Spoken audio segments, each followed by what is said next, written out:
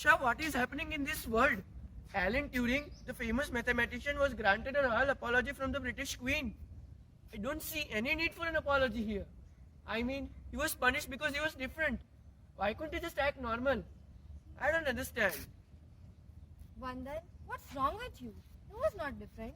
He had just some different preferences. That doesn't mean he should be punished. And why are you talking about the world? In India too there are many such cases. But they don't come up to the surface because of social stigma and fear of embarrassment. What nonsense! In our country, India, it's not possible at all. I don't believe really? you. Okay. I'll tell you a story which will surely change your views for the better. Have you heard of Aththai? Aththai? Who's this Aththai? Okay then, let's see. Story written by Sridhar Sadashivan. This story was originally written in Tamil and later translated into other languages. Sridhar Sadashivan was born and brought up in Madurai province of Tamil Nadu state. He started writing at the age of 12, inspired by his mother Jnanalata Sadashivan, who was an accomplished Tamil writer and scholar. He is one of those very rare Tamil writers who choose to write and publish in queer fiction. His works cover broad areas of LGBT, that is, lesbian, gay, bisexual, transgender, and other social issues like caste issues, same-sex parenting, etc. Awareness among people over LGBT issues and their struggles in life through his writings.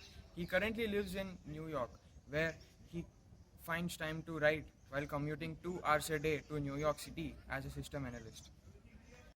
This story was translated from Tamil to English by Neeraj Mohan Ramanujan. Neeraj Mohan Ramanujan grew up in Chennai and came out in Bangalore. He obtained his BSc Physics from Vivekanand College of Madras University in 1994 and his MSc Physics from IIT Kanpur in 1996. He is an astronomer by profession and his PhD in astronomy was awarded by Indian Institute of Science, Bangalore. He is currently trying to figure out Pune, where he lives, and tries not to miss Bangalore. He does not write, but loves doing translations and hopes to translate from English back to Tamil one day. Now I am going to introduce characters of this story, starting with Aththai. Aththai is a 60-year-old woman who never went to college, never got a job, and never got married. Raghavan.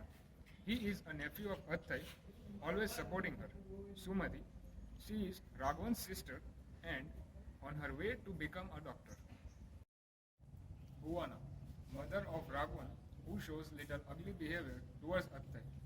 Rukmani. She was Aththai's best friend and they both learned music together from Aththai's grandmother. This story revolves around Aththai being a typical Indian woman. He is introvert and often hides her true feelings and emotions. But she is very comfortable with her nephew and niece, Raghavan and Sumati. Let's see how Aththai lives with a mask on her face and how Raghavan sympathizes her. The authors were smart. Both of them had a solid background in literature. I guess the story would be interesting. Vandan, it's just the starting. There's a lot to go. Have patience. Let's move on. Story starts like this, that a boy named Raghavan was watching cricket match on TV. He is very busy in watching cricket match. Suddenly, his mom Bhuvana came and grabbed the TV remote from his hand and started complaining to him about Aththai, that she is being so difficult on that day of all the days. The in-laws are coming for dinner and she apparently wants to go to the beach. After listening this, Raghavan turned the TV off and walked to the backyard to talk with her as he cares about her. When Aththai saw Raghavan, tears started flowing from her eyes. She was folding clothes and told Raghavan that she is feeling so restless. She had done almost all the housework and now wanted to go to the beach. Raghavan promises her that he will talk to his mom and take her to the beach. Since Raghavan's parents both worked, all the housework and errands fell on Aththai's shoulder. His mom would occasionally drop by the kitchen to order Aththai around brusque that do this, do that, but she never complained. And this was Aththai who had raised Raghavan and his sister Sumati. That's why both kids were so fond of her. They were the only ones in the family who speak for her, as she never complained for anything. As Sumati's marriage had just been arranged in a month earlier, things were busier than usual for Aththai. Raghavan said to her mom that Aththai can't do everything all the time. She also needs break. That's why he is taking her to Marina Beach. Raghavan's mom said that he should be at home. The in-laws are coming. Don't he care? Raghavan told that they have been here 1,000 times before. This is not the first time they are coming. Raghavan's mom, Bhuvana, walked away in an angry mood. Aththai and Raghavan both were ready to go. By the time he started the car, Aththai was there with her songbook. He laughed and teasing her. She is with her songbook and with an old black and white photograph. He said this is going to be a long trip. While heading to the beach, Raghavan got a call from Sumati. It was about her promotion. Sumati gave all the credits to Aththai. Aththai then remembered her childhood. Aththai was good at Carnatic music. It was a source of relief for her. Whenever she was alone, she used to sing rags. Aththai's grandmother was her music teacher. One day, a beautiful girl came to Aththai's grandma along with her mother to learn the music. Her name was Rukmani. First time Krishna saw Rukmani, she became fond of her. Day by day, their friendship became very close. Their friendship was like if one is sick, another would not go to school. If Rukmani was upset, Krishna would also become upset. They could not stand the separation. Once grandma teased what they should do after the marriage. That night Rukmani cried because she deeply thought over what the grandma had said. But Krishna consoled her. Rukmani knew that Aththai would go college soon and Rukmani's father would not allow her to go to college. Aththai would have new friends and have a new life, but Rukmani would not have so, and Rukmani have feared that Aththai would forget her. So Krishna decided not to go to college. Her grandma tried to persuade her, but she didn't change her decision. After talking to Sumati, Aththai felt more relaxed. Her face lit up when she realized that in only 2 weeks' time, she is going to see her beloved Sumati in a wedding dress. As a kid, whenever Raghavan had asked Aththai why she had never got married, his mom scolded him, saying that this kind of talk was not of his age, and Aththai would just remain silent on this issue. When Raghavan was mature enough, he was told by his mom that his Aththai had Mars in a bad position in her horoscope and that she had kept on saying no to marriage. Also, when the first time the prospective groom came to see her, there was a death next door and they considered it as a bad omen. And then they went away. The news spread throughout the town and nobody came forward for marriage. And then she became too old for it. Aththai didn't have a life of her own, dependent on her brother's family out of necessity. She lived a menial life.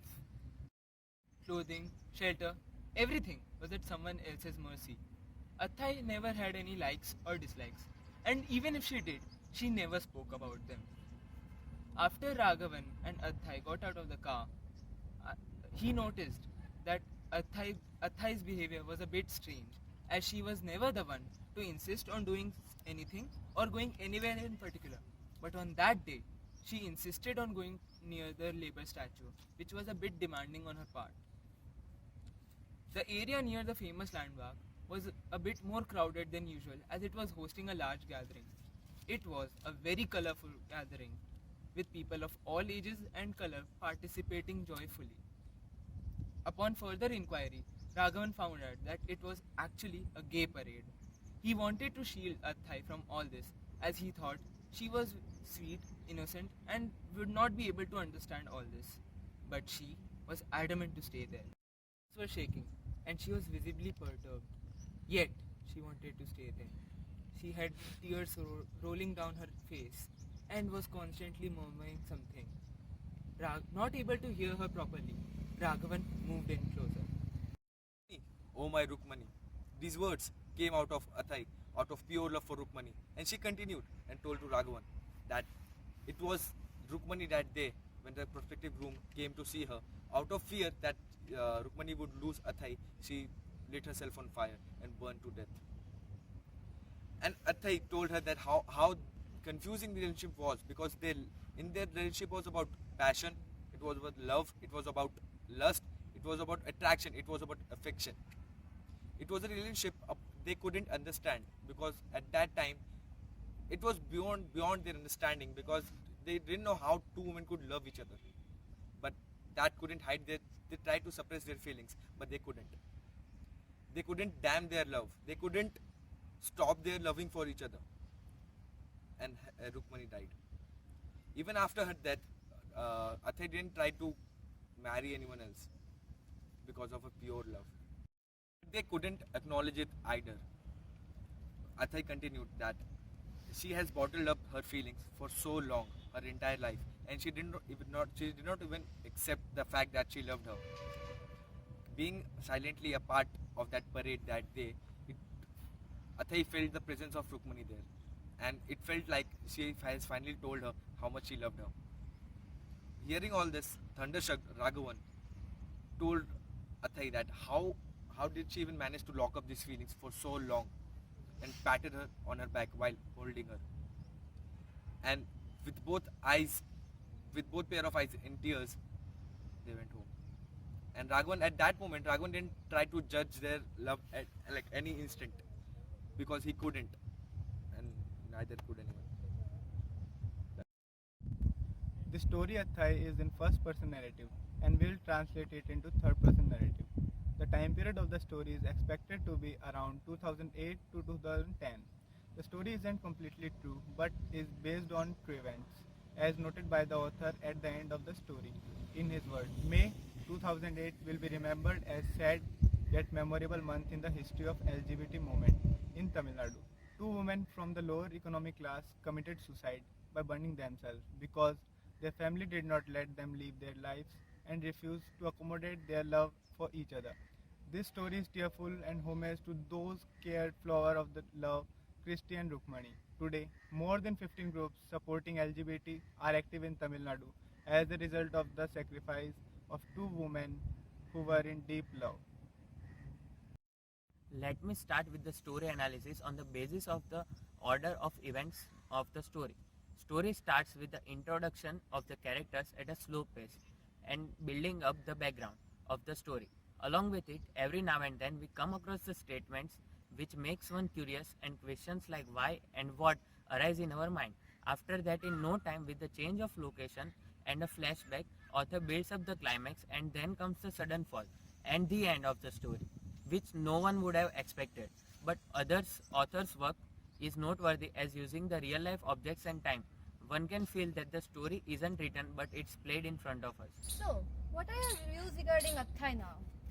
Great. I mean, personally, I feel that she was a great woman.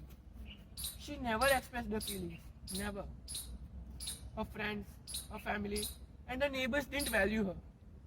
But she didn't protest. Even when Raghavan's mother would mistreat her, she would do her work quietly.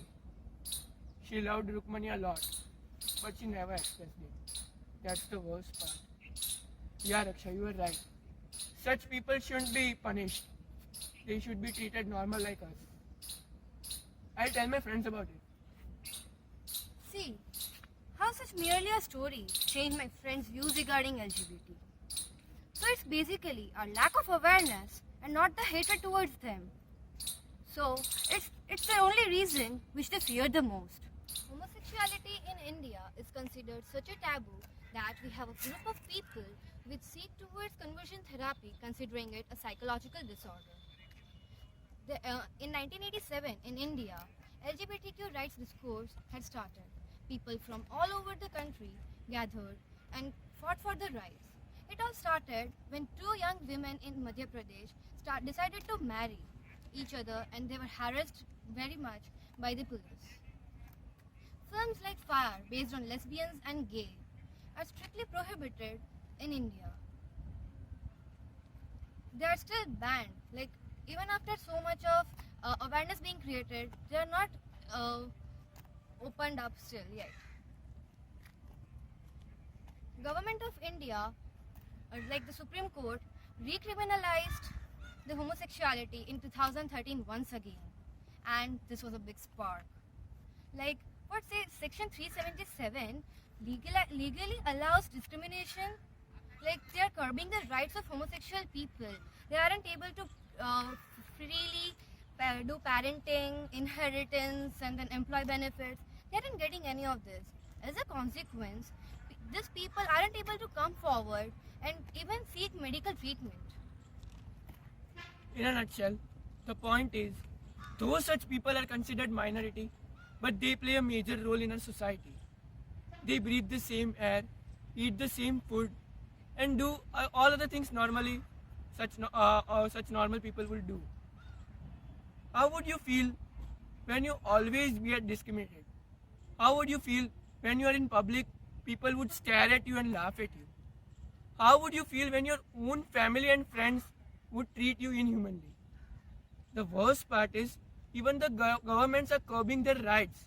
The rights the normal people would get freely. Is it fair to discriminate such people just because they are born differently or just because they have different preferences? Think on it.